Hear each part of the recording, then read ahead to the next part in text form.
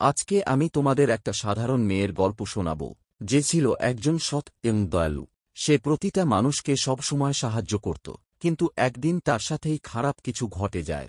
তো বন্ধুরা, এই গল্পটা শুরু করার আগে যারা যারা এখনও পর্যন্ত আমার চ্যানেলটিকে সাবস্ক্রাইব করোনি তারা সাবস্ক্রাইব করে দাও, কারণ তোমাদের একটা সাবস্ক্রাইব আমাকে আরেকটা নতুন ভিডিও বানাতে অনেক মোটিভেট করে। জঙ্গলের পাশে একটি গ্রামে এক সুন্দরী ও অনাথ মেয়ে বাস করত, যার নাম ছিল সুমিত্রা। সুমিত্রার জীবন ছিল খুবই সাধারণ। সে গ্রামে গরুর দুধ বিক্রি করত, আর এটিই ছিল তার জীবিকার একমাত্র উপায়। যদিও সে দরিদ্র ছিল, তবুও তার কঠোর পরিশ্রম আর দয়ার জন্য গোটা গ্রামে তার প্রশংসা করত। লোকেরা বলত, সুমিত্রার মতো দয়ালু ও নিঃস্বার্থ মেয়ে পাওয়া কঠিন। একদিন সকালে সুমিত্রা তার কলসিতে দুধ ভরে জঙ্গলের পথ দিয়ে যাচ্ছিল। পাখির কলকাকলি আর শীতল হাওয়ার মাঝে হঠাৎ তার নজর পড়ল এক অদ্ভুত জিনিসের উপর। ঝোপের মাঝে এক যুবক অজ্ঞান হয়ে পড়েছিল। যুবকটি দেখতে রাজার মতো লাগছিল, কিন্তু তার শরীরে অসংখ্য কাঁটা বেঁধেছিল। যুবকটি যন্ত্রণায় কাতরাত ছিল। এই দৃশ্য দেখে সুমিত্রার মন গলে গেল, এবং সে তৎক্ষণাৎ সাহায্য করার সিদ্ধান্ত নিল। সে যুবকের কাছে গিয়ে জিজ্ঞাসা করল, তোমার সঙ্গে এমনটা কি করে হয়েছে? এই কাঁটাগুলো তোমার শরীরে কিভাবে ঢুকল? যুবক ব্যথায় কাঁপতে কাঁপতে বলল, আমি একজন রাজপুত্র ছিলাম, কিন্তু আমাকে অভিশাপ দেওয়া হয়েছে। যতক্ষণ এই কাঁটাগুলো আমার শরীরে থাকবে আমি এই জঙ্গল থেকে বের হতে পারব না। কেউ যদি দয়া করে এই কাঁটাগুলো বের করে দেয় তবেই আমি মুক্ত হতে পারব। সুমিত্রা ঠিক করল যে তা সাহায্য করবে।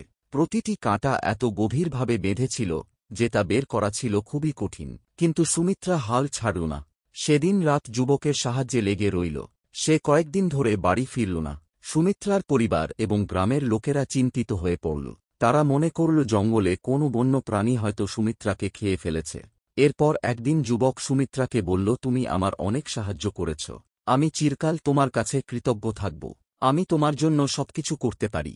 সুমিত্রা হেসে বলল, আমার তোমার কাছে কোন নাম বা পুরস্কার চাই না, আমি শুধু তোমার কষ্ট কমাতে এখানে আছি। 1 মাস পর যুবকের শরীরের বেশিরভাগ কাঁটা বের করা হয়েছিল। এখন শুধু তার চোখে বেঁধে থাকা কাঁটাগুলো বাকি ছিল।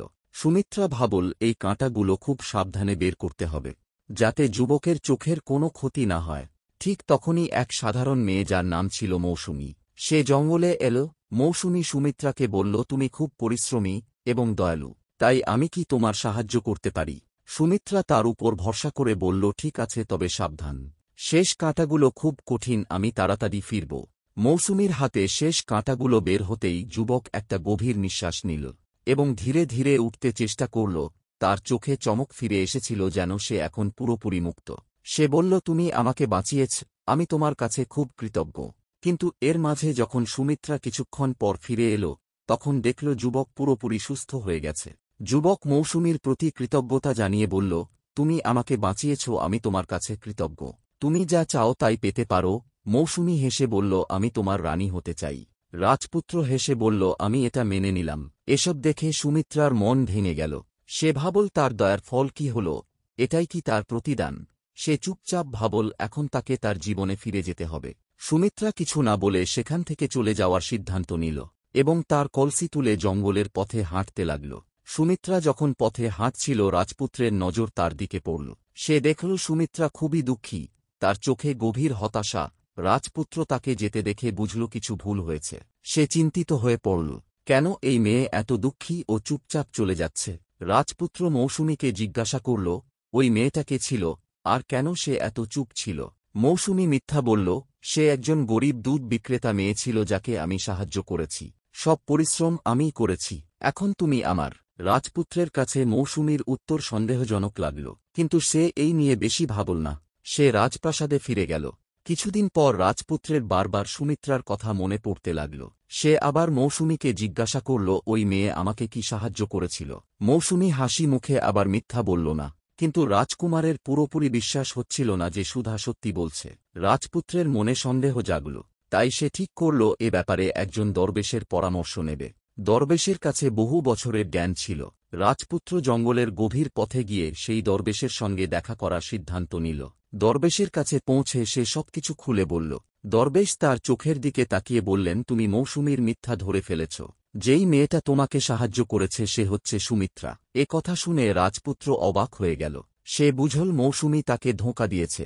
এরপর রাজপুত্র সব কাজ ফেলে গ্রামে সুমিত্রার খোঁজে বেরিয়ে পড়ল। অনেক দিনের পরিশ্রমের পর এক বৃদ্ধ তাকে বলল, সুমিত্রা সেই গ্রামের এক গরিব মেয়ে, যে গরুর দুধ বিক্রি করে। রাজপুত্র সুমিত্রার কুড়ে ঘরে পৌঁছে তার সামনে মাথা নত করল। রাজপুত্র বলল, আমাকে মাফ করো, আমি তোমার পরিশ্রম ও দয়া চিনতে পারিনি। এখন আমি বুঝেছি আসল নায়িকা তুমি। সুমিত্রা ধীরে বলল, আমি তোমার সাহায্য কোন পুরস্কার বা স্বীকৃতির জন্য করিনি, কিন্তু তুমি এখন সত্য জেনেছ আর এটাই আমার কাছে সবচেয়ে বড় কথা। রাজপুত্র এবার জিজ্ঞাসা করল, তুমি কি আমার রানী হবে? সুমিত্রা রাজপুত্রের চোখে সত্য ও সম্মানের ঝলক দেখল এবং চুপচাপ হেসে বলল, তোমার সাহায্যের জন্য আমি কৃতজ্ঞ, কিন্তু আমি আমার সাধারণ জীবনে খুশি। আমার কোন রাজকীয় জীবনের প্রয়োজন নেই। তুমি যাও আর তোমার প্রজার একজন ভালো রাজা হও। রাজপুত্র প্রাসাদে ফিরে মৌসুমীর আসল উদ্দেশ্য প্রকাশ করল। সে তাকে তৎক্ষণাৎ প্রাসাদ থেকে বের করে দিল এবং নিশ্চিত করল যে সে আর কখনো প্রাসাদের দৌড়গোড়ায় পা রাখতে পারবে না। রাজপুত্র নিজেকে প্রজার সেবায় উৎসর্গ করল। তার সাফল্যের মাঝেও তার মনে সুমিত্রার হাসি ও দয়ার স্মৃতি রয়ে গেল। সে প্রতিদিন তার সরলতা ও সত্যতার কথা মনে করত। অবশেষে তার আবেগ আর ধরে রাখতে না পেরে রাজপুত্র আর একবার জেসমিনের সঙ্গে দেখা করার সিদ্ধান্ত নিল। সে রাজকীয় পোশাক পরে নয়, সাধারণ পোশাকে তার কাছে গেল, যাতে তার সরলতার সঙ্গে সে এক হতে পারে। রাজপুত্র বিনম্র কণ্ঠে বলল, সুমিত্রা, আমার উদ্দেশ্য তোমাকে বদলানো নয়, বরং তোমার এই সরলতায় তোমার সঙ্গে জীবনযাপন করা। তুমি কি আমার সঙ্গে নতুন করে শুরু করবে? সুমিত্রা প্রথমবার তার দিকে গভীরভাবে তাকাল এবং তার চোখে সত্য দেখে হালকা হাসল। সে বুঝল রাজপুত্র তার হৃদয় থেকে এ কথা বলেছে। জেসমিন তার সম্মতি দিল এবং শীঘ্রই পুরো রাজ্য তাদের বিবাহের উৎসব পালন করল। এই বিয়ে শুধু দুজন মানুষের মিলন নয়, দুটি ভাবনার মিলন ছিল। তারা একসঙ্গে রাজ্যকে নতুন উচ্চতায় নিয়ে গেল। সুমিত্রা আর রাজপুত্রের শক্তি ও বিচক্ষণতা প্রতিটি পরিকল্পনাকে সফল করল। তো বন্ধুরা, আজকের গল্পটি কেমন লাগল? আর এমন আরও গল্পের জন্য চ্যানেলটিকে সাবস্ক্রাইব করুন।